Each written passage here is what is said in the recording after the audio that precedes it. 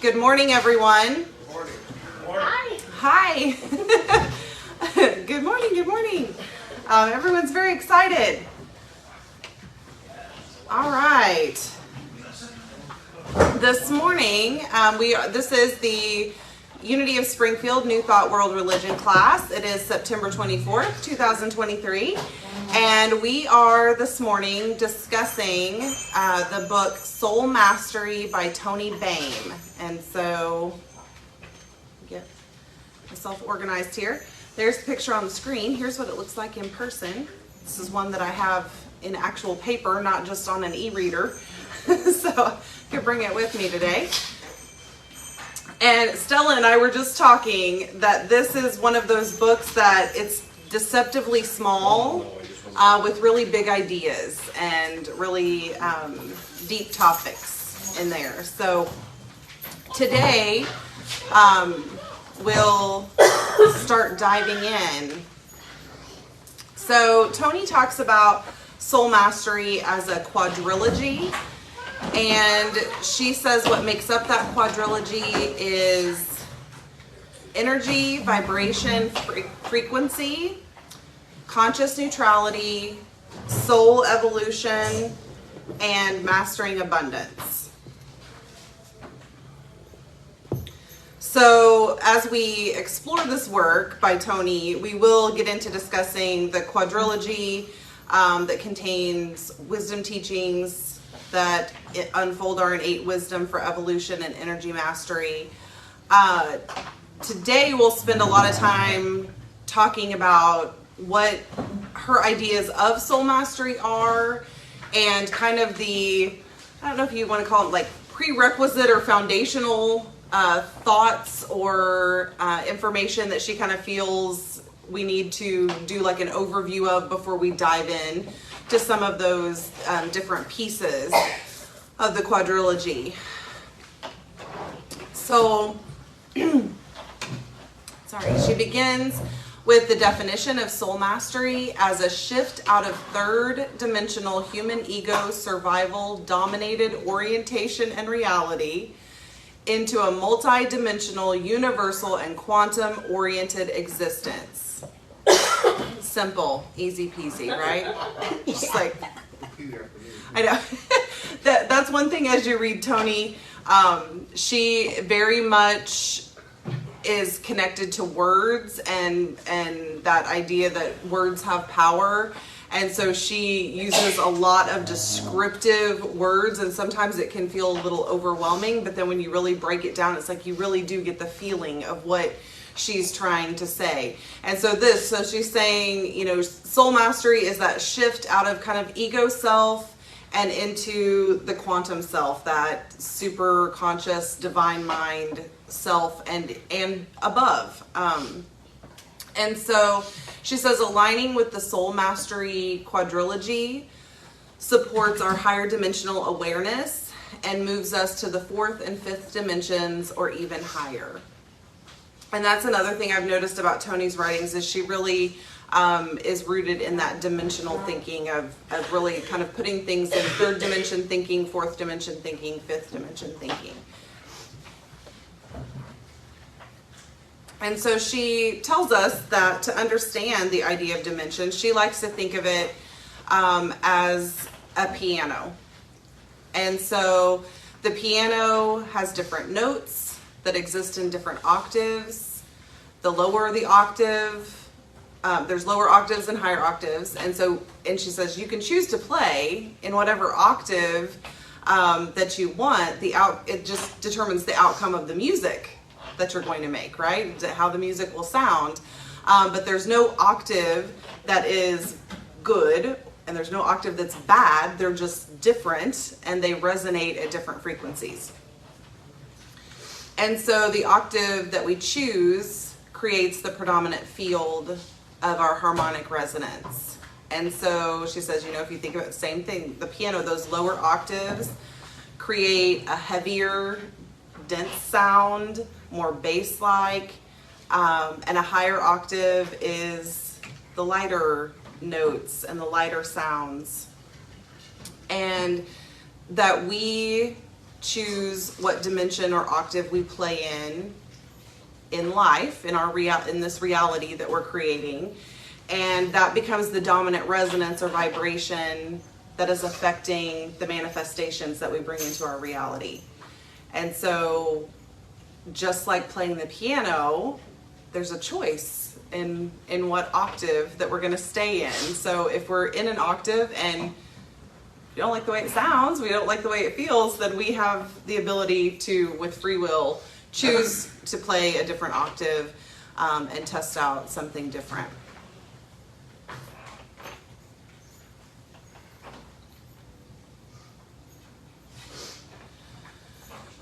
So she goes in to describe for us those different dimensions of thinking and kind of where, what we might be experiencing if we're in that dimension of thinking. And so that third dimensional thinking orients us to a reality where we're feeling separation, where we may be in survival mode and our actions and thoughts are based on how will I survive this moment, how will I survive this day.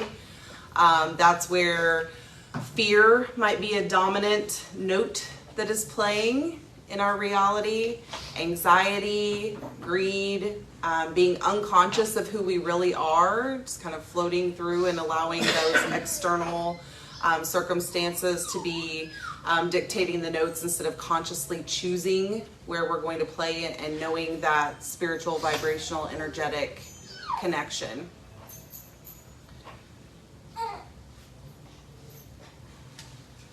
Fourth dimensional thinking, that's where she says fourth dimensional thinking is like a massive leap in consciousness. And that our fourth dimensional awareness initiates a movement of energy between the dimensions. It becomes an energetic bridge. So that's really where we may, and we've talked about this so many other times, that you get there in certain areas and something might, a situation might pull back into third dimensional thinking, or you may experience something that pushes you up into fifth dimensional thinking. Again, not good or bad, that's just the human experience, and that's us learning how to connect with these vibrations and the vibrational energy that we want to bring into our reality. And so, this is where we start having a more metaphysical understanding of life. We're in alignment with the conscious transformation and transmutation of dense and shadow energies. We're open to the alchemical transformation through conscious demonstration of spiritual principles. We start using conscious facilitation of energy and mastery. She uses the term synchro divinity for those when everything starts to line up and you're in the flow of energy and you're attracting the things without any conscious effort because it's synchro divinity. You're so in that vibration that the universe can't help but just send more things in that are meeting that vibrational tone to you. And suddenly, she talks about those are the calls out of the blue, or the conversation with someone in the grocery store that leads to the connection to get you the thing that you've been desiring, and it seemed effortless, like there was, and it's because the energies are converging and coming together, and so the biggest task we have is being in that vibrational frequency of what it is that we want to attract, and then that synchro divinity can take over. She talks about conscious neutrality in this dimension and a greater understanding of the role of energy, vibration, and frequency in soul evolution and more. And then when we move into fifth dimensional thinking, that octave is a reality of living from that unity Christ consciousness. And she talks about we start to see things in that level, like instantaneous manifestation, oneness, wholeness, intuitive knowing, mastery at all levels, a body filled energetically with light, because fear, anxiety, and all those dense energies have been released and are not being trapped.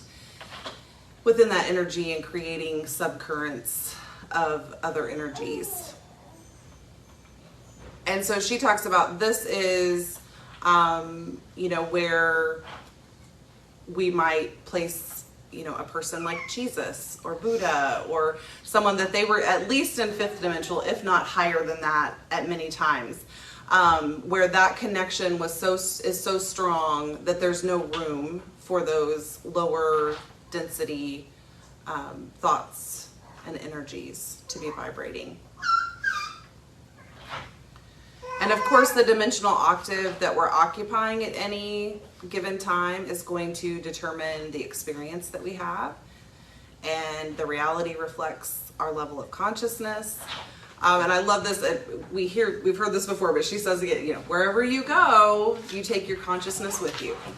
So if that is, recognizing that it's that same thing. Wherever you go, there you are. Like, you can change the external circumstance, but if the internal vibration is the same, then you're just going to keep attracting similar experiences no matter what the environment, until we choose or, get to that different level of consciousness.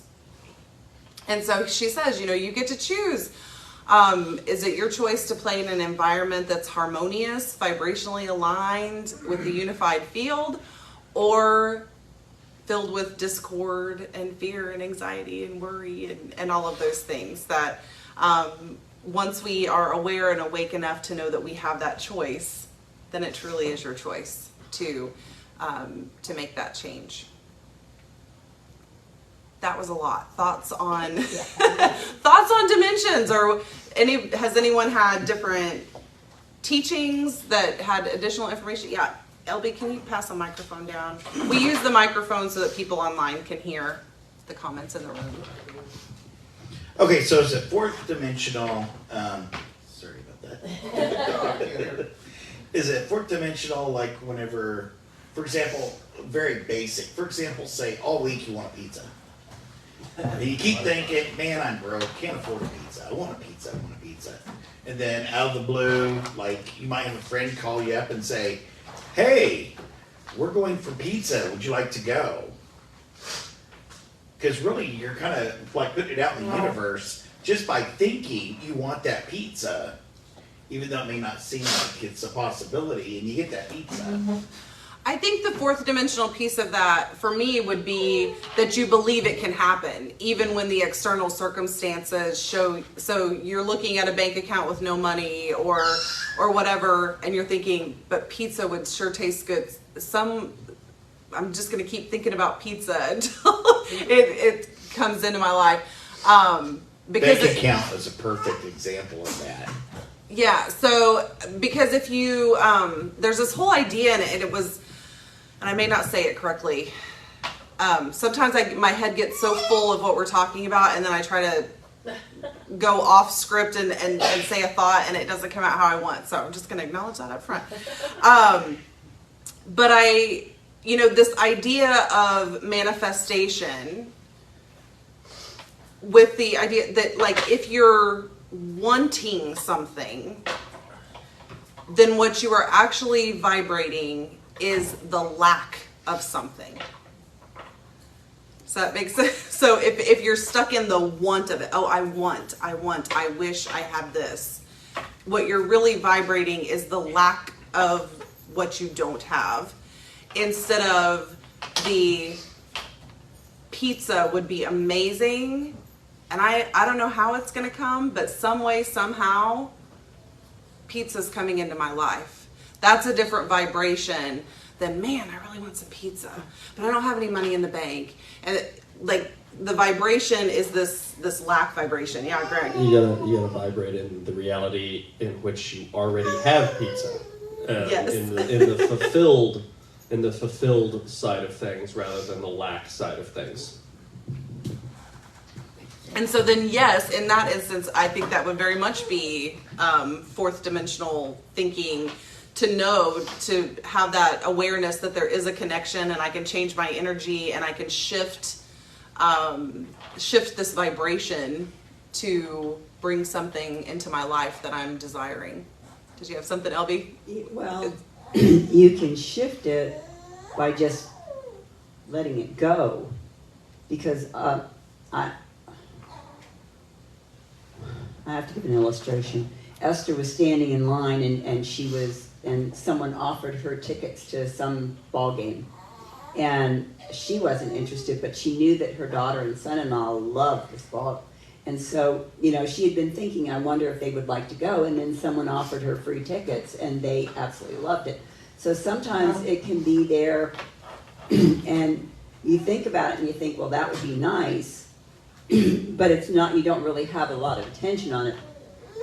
And when you take your attention off of it, so it's in your subconscious, then your subconscious can work and bring it, so you're not really in the lack, you're just kind of in a neutral zone. Yes.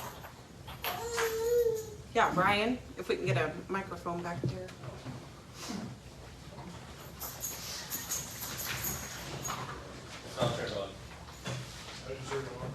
On the side. Flick switch. So I was going to say an example recently for me would be I've been wanting to go back to school, and I've been trying to work on my disability before I had done that. And in the midst of trying to do my disability, I found out that I can get access to my military grants again after some time and some legal issues, just because I have to change from a general discharge to an honorable.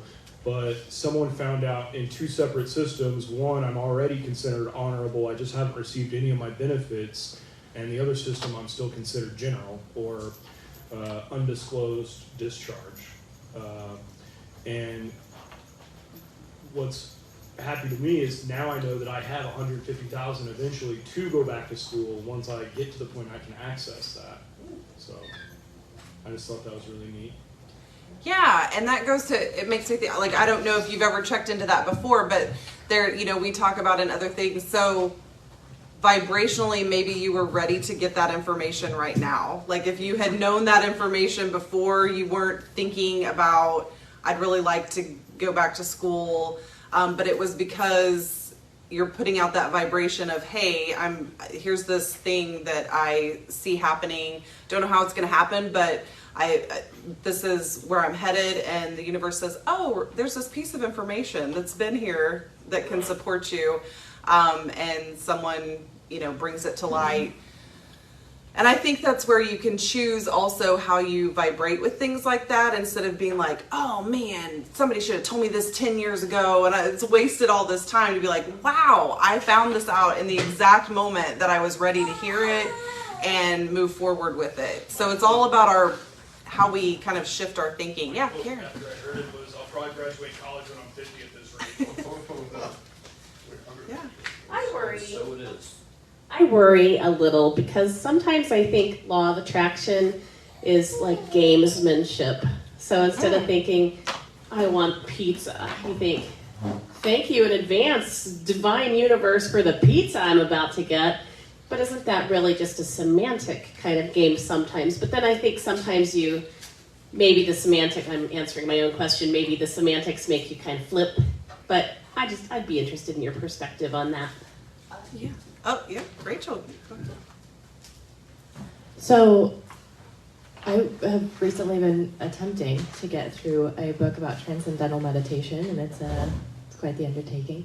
But there's a beautiful chapter in there talking about the subtler level of human existence and human emotion, and sometimes the semantics in our language, in the spoken language, actually does matter on the subtler level of emotion and vibration, and it's not always apparent grammatically what that difference is. It's really hard to pinpoint it, but on a subtler level, there's a profound difference.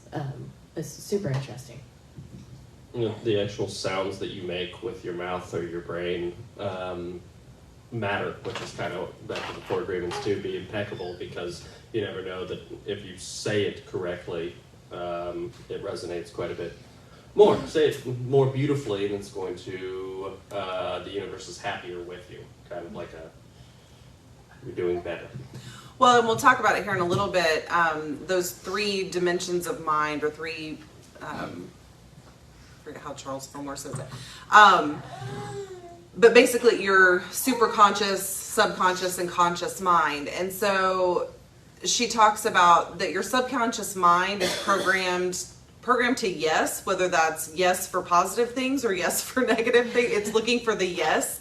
So it's always looking for information to affirm the words we've said and the thoughts we're having. So saying, oh, thank you for that pizza that's coming. Well, then we naturally, our subconscious mind starts looking for clues that make that a yes. Yeah.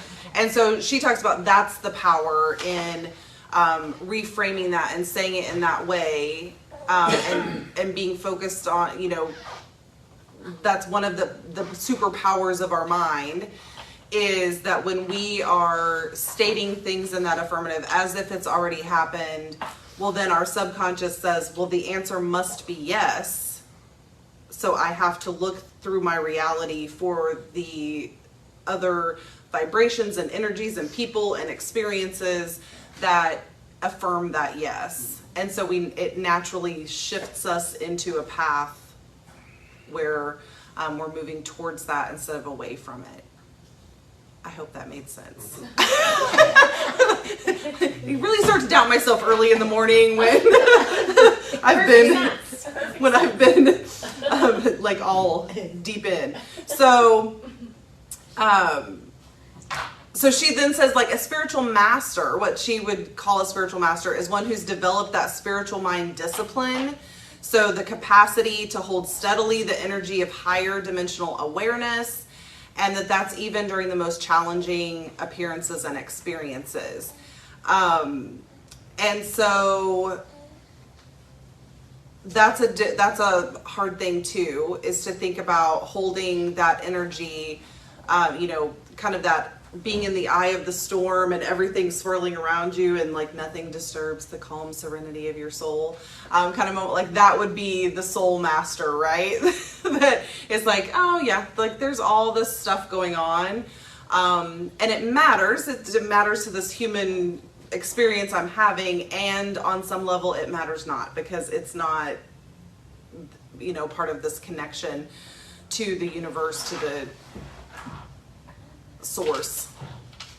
And so from our own Charles Fillmore in February 1919, the object is to discern truth and prove it. Jesus and his followers did not work miracles. They applied laws in the field of mind beyond that of average men. These laws constitute what is called esoteric Christianity or mysticism. The time has now come for all to come up higher.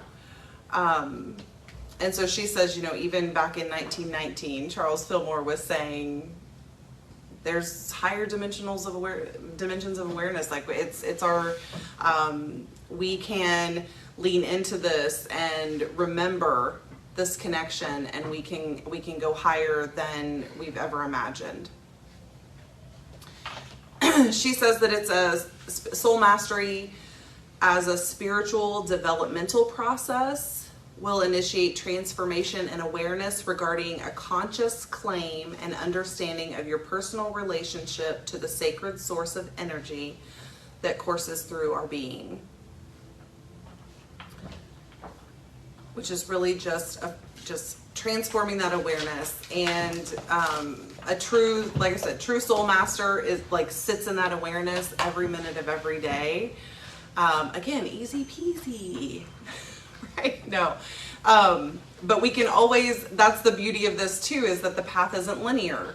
And so we can always be reaching that higher dimension in areas that we can gain greater awareness of. And then as we do that, we become more the observer, and we notice the areas where we're maybe still stuck in lower level density, thinking, vibration, and feeling, and then we start to pull that up as well. And so it's a process. It's a developmental process. It's not meant to happen overnight.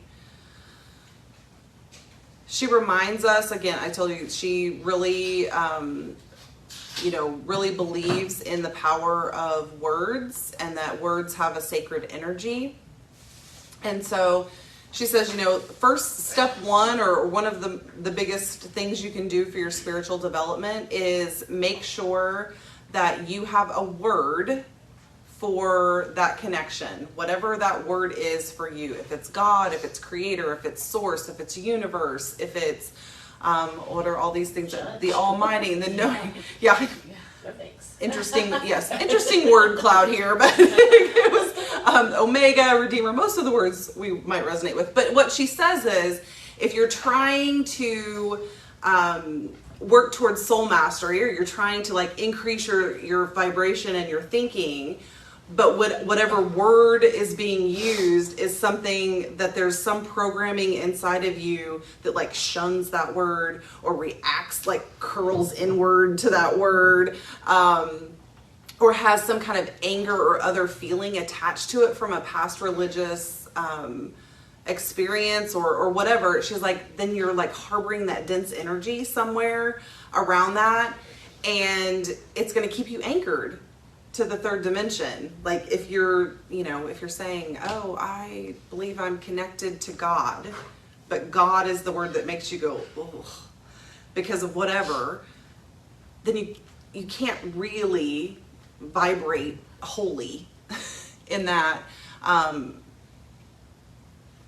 path. And so she just reminds us, like, find the word. And she's like, it doesn't matter what it is, because it's your word, it's your thought, it's your idea of what that source, what creator, connection, divine mind, omnipotent, like there's as many words for it as anyone can come up with. So she's like, pick your word and let that be the thing that resonates for you. Because what really matters is the energy and vibration that you feel surrounding that word. We'll go Brenda and Ryan.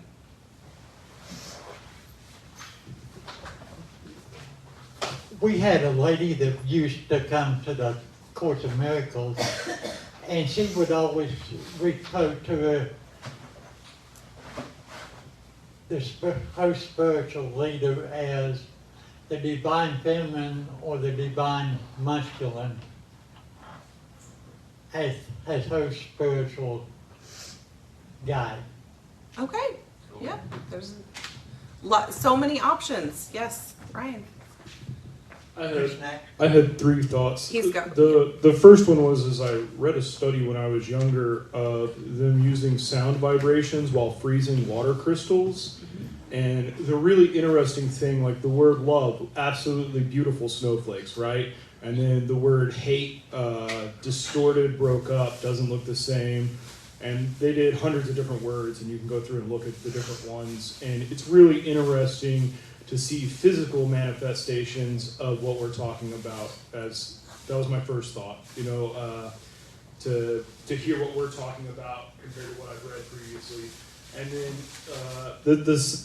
the second thing I was thinking is one thing not only in this but in Buddhism and Christ conscious thinking and general nirvana level thinking, you want to be able to separate. You don't want, like you're saying, you don't want to be aware, but you are aware of everything around you at the same time. Like the yin and yang, both at the same time, but you just have no conscious thought, and I try to explain all the time to people, I have almost no conscious thought. I don't actually put words in my head, they just come out of my head. And I don't know how to explain that really well to people, because when I see things in my head, I only see pictures, I don't see words, right? So words are like pure, unfiltered thought for me. I don't know if that makes sense. It does. I think it's probably not the experience that everyone has, but you explained it very well. I'll explain. Yeah. I really enjoy it. Hello. Oh, Hello. there it goes. I really enjoy that freezing water thing. Is his name is Emoto, Masaru Emoto, and not only is it's just a fun side note. Not only has his experiments done things like sound waves and things like that, but also thought waves. He will they will have people meditate while water is freezing on love or on fear or on things, and produce different crystalline structures based on both sound and the frequencies of human consciousness. I agree. If you've Pretty never good stuff. seen those images, Google it. Look it up because it's really cool.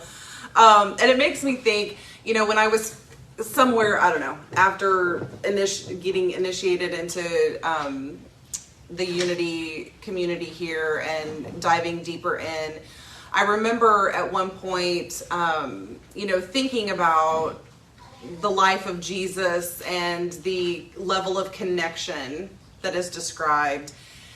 And at one point it really struck me. I was like, you know what would any of us accomplish if from the moment that we were conceived, there were people throughout the world talking about the great things we would do when we were, you know, adults. If that had been our experience from the time, like I said, the time of conception, people speaking those words of, oh, like we see it. This energy, this human spiritual being that's coming into existence is going to do such amazing things. We will be in awe. And if our whole childhood, every adult in our life had been saying, oh, we know that you hold the answers to the universe in your head, and we're so excited to see them emerge. How different would our programming have been? And so I think, of course, he was connected and could do these things that others could not do, because there had been such affirmation poured into him, such knowing poured into him from such a young age, that it was his program. It felt natural. I can only imagine. I mean, of course I wasn't there, but I'm saying, like, I could see that would make such a huge difference. That if there wasn't the same, like, and that's what we're going to talk about, like the same programming that we may experience in this human reality now.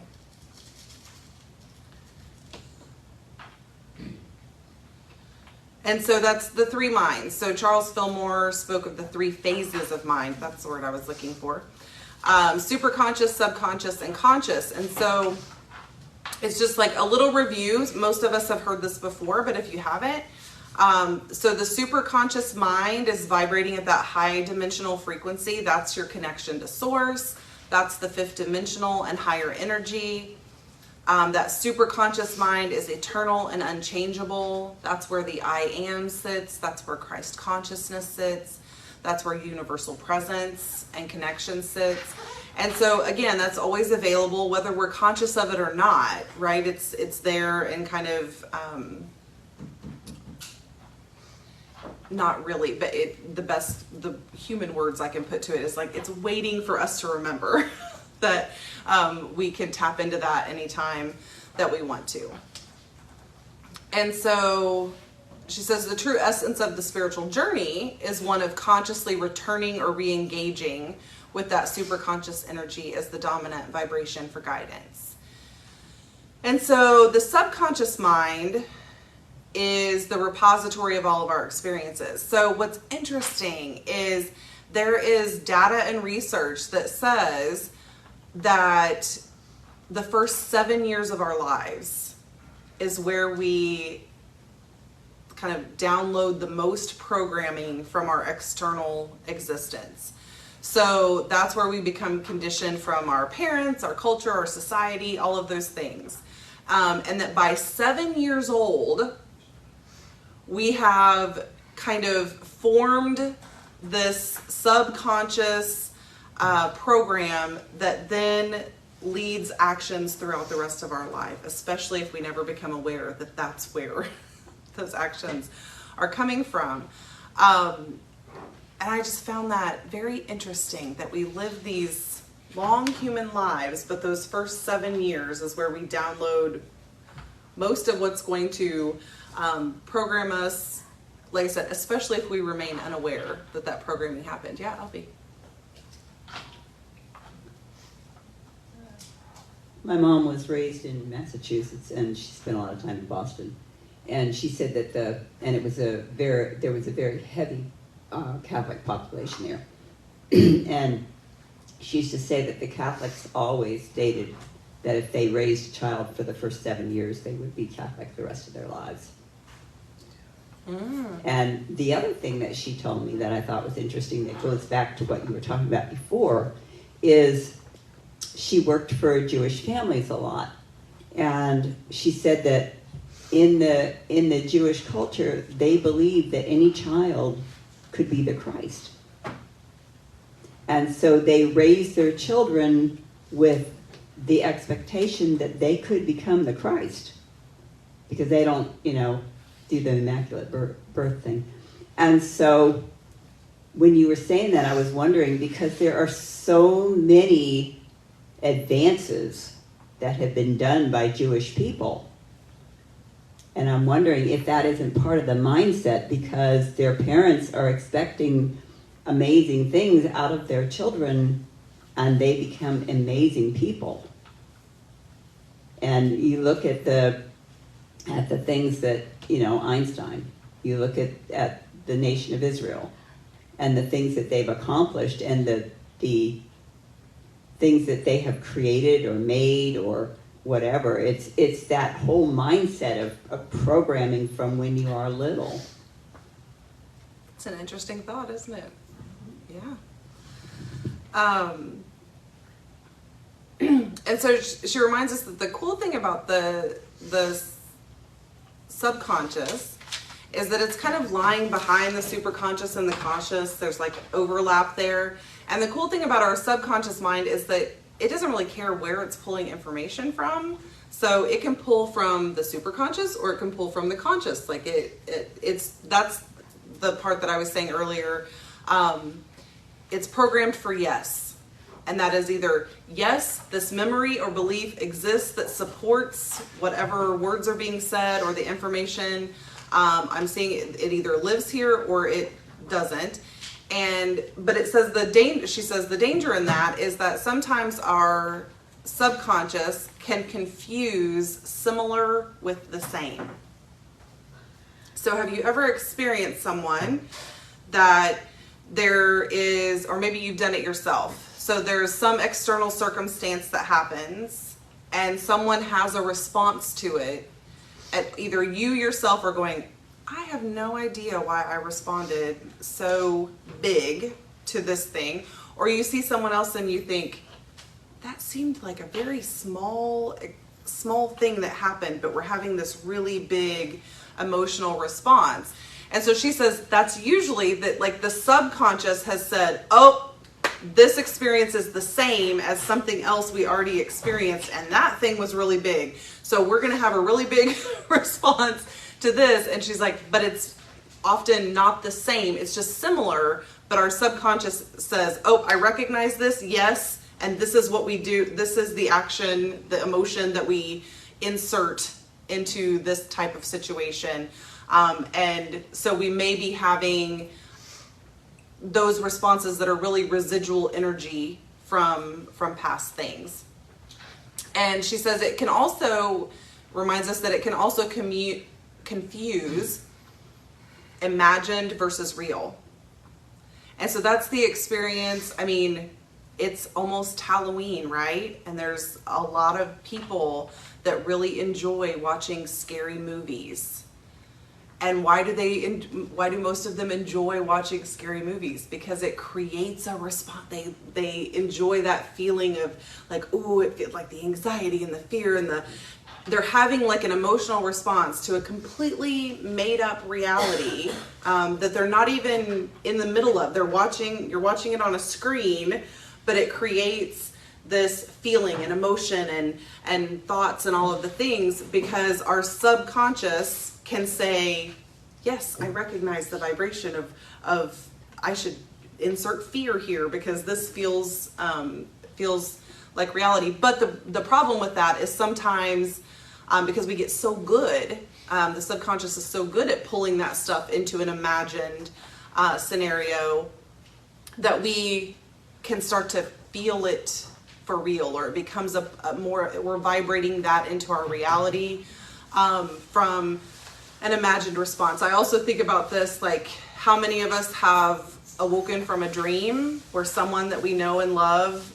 did something really awful in a dream, and you wake up and you have the feeling of being upset with them or angry with them, and maybe you don't even realize why initially, and then hopefully it comes back to you that like, oh, because in this dream they were really mean or awful or whatever. But that is our subconscious doing such a good job of taking that imaginative or imagination situation that, and we could get into a whole debate about dreams and the reality of dreams. But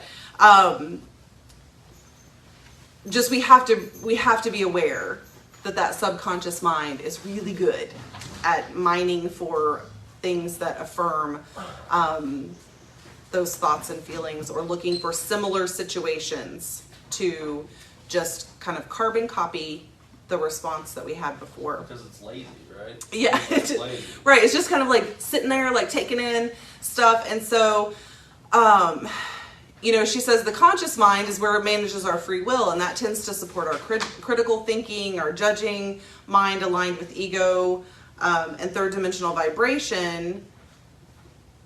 But we can train it to see things differently. So we can, instead of just using that free will to support like what I see right in front of me in the conscious mind, we can condition it to feed the subconscious different information, and then pull from the superconscious as well. Here we go. This is what I was looking for. So this is another thing that like they do these studies, and they're really trying to break down like how often do we use different parts of our mind. And so scientific studies say that the majority of us use our conscious mind only 5% of the day. 5% of the day are we consciously thinking about what we're thinking about and consciously making decisions about how we're going to move through the day. The other 70 to 80% of the time, we let that subconscious recycle thoughts and feelings and from yesterday, and kind of determine what emotions and experiences. We do that without conscious thought about why we're making that decision, why we're feeling. We aren't the observer of our own being in those, is kind of what they're saying. And so over time, that program of recycling thoughts and emotions, that's what becomes hardwired into our brain's circuitry, and those are the neural pathways that get built. And so in a sense, it kind of creates the state of being that you are vibrating in. And she said, she says in the book, if you really become conscious of that, are you okay with that? Are you okay with only being firmly at the wheel 5% of your day? When she said, like, maybe if the other 70 to 80% was direct feed from the superconscious, right? Because then you're like, oh, I'm golden because I'm connected to source and I'm moving through. But if that 70 to 80% is subconscious programs, I'm just letting it play out, I'm just letting it come up and shape what I'm doing, and I'm not really thinking about it, is that really where you want to be coming from? You're happy with your autopilot. Yeah, it is. It's like an autopilot. Yep. Yeah, LB. Okay, so I'm taking an online course that teaches you how to reprogram your subconscious. And he says, becoming aware, first of all. But he says for every negative story that you tell, 1 sentence. For every positive, 5. And so you're creating that. And the other thing he says is your subconscious works on emotions. And so he says, when something comes up, usually negative things carry a weight of emotion. So if you want to build that subconscious to be positive, then Esther would say, milk your good emotions. And so you sit and you think about it, and you celebrate the things that happen, and you take time to celebrate that and build that positive emotion. And then once you're doing that, you're doing 5 positive to 1 negative, it will flip that so that your subconscious, your automatic will be towards celebrating the positive, and you will attract more positive to you. And I thought that was an interesting way to do that, because it's such a practical thing that you can do. Absolutely. But the first thing is to become aware. Yes. Become that observer. Yeah, right. Another practice of this I started doing when I was in high school, when I was in therapy, was my therapist convinced me to write all my negative emotions and feelings down. Eventually I started turning that into poetry, but then the purpose was to take it and burn it, physically burn the piece of paper afterwards. And that was supposed to be a symbolism of release. Mm-hmm. And it's supposed to help you release those. So just Yeah. Sometimes we need that physical representation of that. But we also have to know that release is also a process, and it's not just, oh, I release that. Sometimes it can be. I release that and it's gone. Usually what happens is I release that and it's gone, and then somewhere down the road it goes, I'm not completely gone. Like, I'm still here a little bit. And so, yes, she says that master facilitator of energy, I'll come back to you, Greg, becomes the observer of self and notices when the emotion is arising from a past thought or experience, and chooses to discover what the root of it is to avoid perpetuating that habitual pattern. So we are the ones that can kind of shift out of those autopilot patterns. And I think about this, have any of you had the experience? I just had one the other day where I was doing something, and for whatever reason, in the moment of doing this, it was a simple something around the house. And in the middle of it, I became the observer of self. And I thought, this is really interesting. Why do I do this way? This is interesting. I don't see other people do this. And I sat for a moment and I was like, because when I was a child, that's how my mother preferred it to be done. And so, like, that's how I did it, because that's what made sense for her in her home. But it doesn't even make sense for me in my home right now. It's like, why am I doing this thing? And it was a thing that, like, it doesn't even matter in the grand scheme of things. And I had to, like, stop and laugh at myself, because I'm like, I have done this thing for years. Just because autopilot, this is just what you do. When this situation happens, this is what you do, and this is how you do it. And I had never questioned it or thought anything different until, for whatever reason, last week, when I was like, where does this even come from?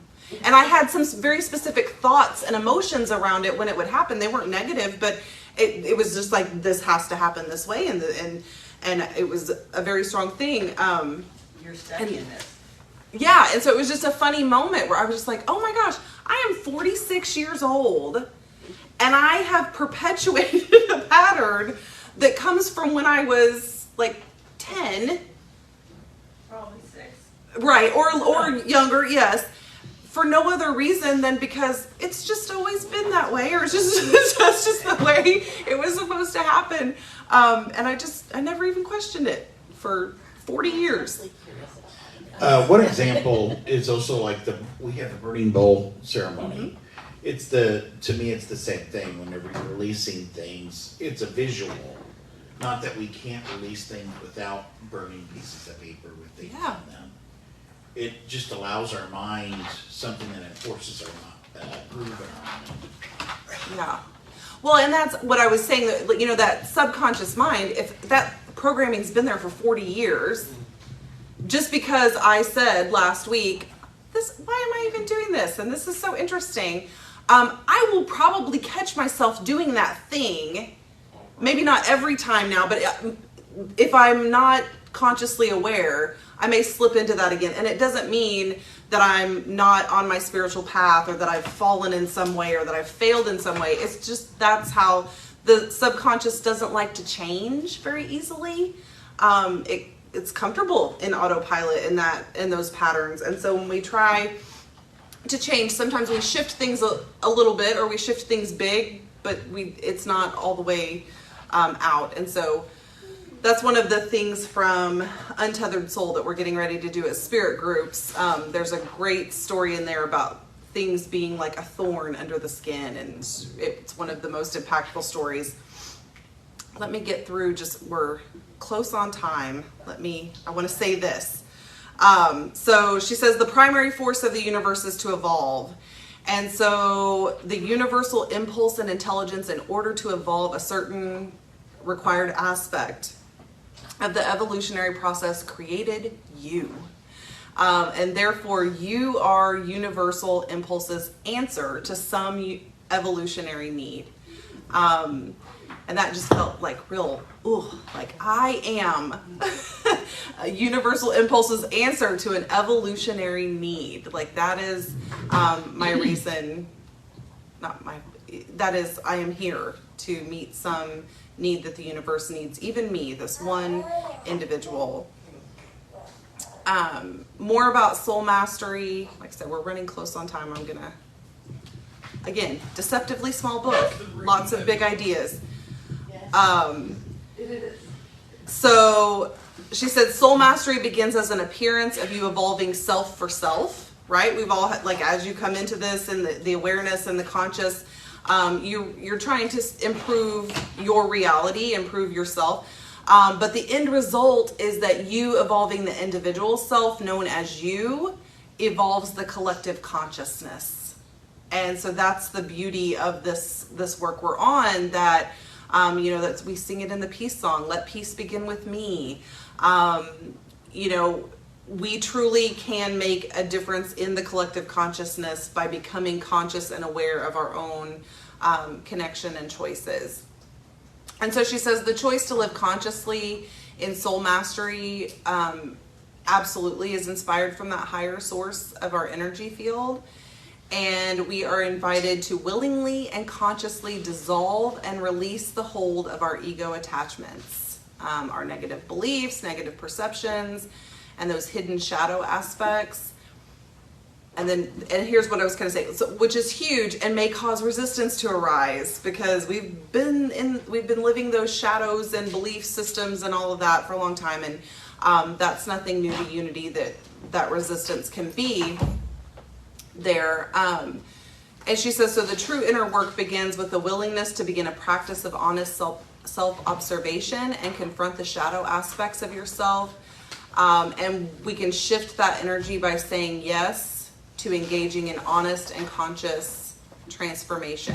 Because whatever we're saying yes to, remember, the subconscious will start grabbing onto that and finding ways to make that a yes, and then it will be influenced by that vibration of thought from the superconscious or the conscious. And so she just says, what beliefs, shadows, perceptions, and veils of illusion are continuing to hold you hostage? Those are the hard questions. What in my life is, in my being, mind, or body, is getting in the way of my conscious development? She calls it a showstopper. So what are those beliefs that it's I don't know if you can see that image behind there, but it's the rock wall in the middle of the path, right? So there's the belief, the shadow, the perception, the veil of illusion, something that just, when it comes up, it's a hard stop, and there's no way through it until you make your way through it, right? And so she says, those things tend to show up. Just be, I don't know if comforted is the right word, but maybe be conscious of the fact that sometimes, or most of the time, those showstoppers show up in the path when we're about to do something really big. Like we're moving towards expansion. We've gained some big awareness, and that's the subconscious going, roadblock, wait a minute, you're about to change a lot of things, and I don't like change. Autopilot was working just fine, thank you very much. And so we get that wall. But if we're conscious of that, and when we start feeling that rock wall in the middle of the path, and we go, I know what this is. This is subconscious, this is third dimensional thinking, trying to keep me anchored in those old patterns, then we can start pulling those rocks down. until we have a way through that part of the path. The next time you see it, it's only going to be bigger. After you get through it one time, then the next time you Yeah. get a bigger challenge. It's a cheery thought. Well, Maybe. I think it's the the difference in it's the same. Like if you become consciously aware of the fact that those blocks are there, not like some other belief systems would say, like that's Satan in the way, or that's whatever, that's the universe that's not for you. But if you become consciously aware of the fact that that rock wall was placed in my path for me to gain even greater expansion when I figure out how to pull the rocks down and move through, Another then plate on the dumbbell. yeah, like it changes the whole thing. Like, oh, okay, I got, like, and it may not always feel great in that moment, but if there's some level of this is also for my greater good, I just have to figure out how to reprogram and move through in a different energy pattern. So we have the choice to clear the energetic path, let go of past programming, make a conscious choice to shift and transform. So she used a quote from spiritual teacher Adeshante, I hope I'm saying that right, who says, enlightenment is the crumbling away of untruth. It is seeing through the facade of pretense. It's the complete eradication of everything we've imagined to be true. And that, to me, went perfectly with our taking the pieces out of that rock. So we're crumbling away the untruth. So all of those stones represent some untruth that is trying to grab our attention and program us to think that external circumstance or that thought or shadow belief is what is true. And so when we can look at those and say that as a facade, that's a pretense, that's an illusion, and remove that from our path, that's our way forward. So again, you can choose to shift your awareness and invite your higher soul self to call forth, she calls them solutions. And that's like when you are pulling from that super conscious mind, and the things come to you that can only be from source. That's your solution. And so we talked earlier about the patterns, habits, and ways of being that can be hardwired into your brain by recycling those old emotions and thoughts. And she says again, the good news is that consistently thinking and feeling in new ways has been scientifically proven to create different neural pathways in your brain. Your brain will start to access different information or access it in a different way, and create different neurochemical responses in your body that shifts you into a new level of energy, vibration, and frequency. And I always think it's cool when the science lines up with what we're talking about in metaphysics. So some of her little mantras, when you choose to change your mind about your reality changes. And claiming the dominion and power of the I am without reservation resets your vibrational set point and shifts you to that higher dimensional level of awareness. And here we are at the end. Okay. And so when your body starts to respond to those higher vibrations, it starts to restructure, dissolve, and release encoded and embedded cellular messages that are triggered by certain situations, experiences, or people. And it starts to break that down. And again, scientifically, seeing restructuring of DNA and neural pathways when people are consciously working on evolving in this way and releasing those old programming messages or thoughts and beliefs that are no longer serving. And so it starts to create the capacity to create a new relationship with your body as well as your mind. And I think that, Greg, that was something you said in one of your recent classes that really struck me, is that to fully reach that like fifth dimensional thinking, there has to be an alignment, body, mind, and spirit. Like we can't have one that we haven't become conscious of, we're not going to fully be able to sit into that dimension of thinking without alignment. And so there's a lot going on in our bodies that we can't visually see. We don't know we can't just look at ourselves in the mirror and go, oh, the cellular structure of my body is doing this today, or is holding on to this energy from a past experience, or, oh, I just had we don't see the neural pathways in our brain lighting up unless we're hooked up to equipment. So there's a lot of that happens that we aren't consciously aware of. And so this is just kind of inviting us to realize that as we become more consciously aware, those things start to take place inside our bodies as well, and that we need that body connection to fully raise our vibration. And that's what she said. As we get into those higher fourth and fifth dimensional awarenesses, we unify all aspects of our being. And so she says spiritual, mental, emotional, and physical. And that when we can get to that place of unity consciousness, we have, we stop acting unconsciously. There's no pretending, fear, anger. We speak words authentically with courage and clarity. Our words and actions have an intentionality and a knowing that we're moving in the direction of the highest and the best for not only ourselves, but for the collective consciousness as well. And so she likes her wordplay and all the things. So as you live as an expression of soul master awareness, you live from a realization that knows that it knows that the you in solutions is you. is I am the you. I am I am the connection. It's not coming. And I think that's what she's trying to say is like solutions are not the externally, like they don't come from some external source. It's a solution, because really everything we need is coming from that connection that we've made with the superconscious, whether we are conscious of it or not. So that's a big, step in gaining that higher dimensional. Okay.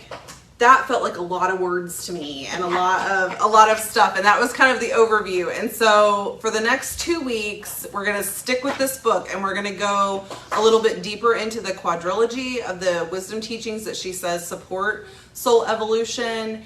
And that will lead to a discussion of some more like practical strategies, I think, to get us into those places. And so this may have been for a lot of you, it may have been kind of overview. Hopefully there was something new or some reminder about something in there. And then just know that the next 2 weeks we're going to kind of dig in to that quadrilogy a little bit more. So, yay! So let me quickly go through some announcements. So tonight from 6 to 7:30, Brian Hoover is coming, and he's facilitating a workshop, The Consciousness of Health and Healing, Understanding the Connections Between Our Thoughts, Feeling, and Physical Health. It's almost like we coordinated that. We did not. Those who attend will explore the connections between certain thoughts and the health of specific parts of your body, and he is offering that at no cost to you. Just everyone is welcome to come tonight from 6 to 7:30. The monthly board meeting is tomorrow at 6 p.m. We welcome guests in at 6:20. The men's group will meet this Thursday at 10. September 29th at 6:30 is the Mabon celebration. So that will happen around the fire pit. There's celebrating the turning of the seasons, the perpetual cycle of growth, release, and renewal. There's going to be some reflection, intention setting, and connection during that event. Daniel Nahmod will be here Saturday, September 30th at 7 p.m.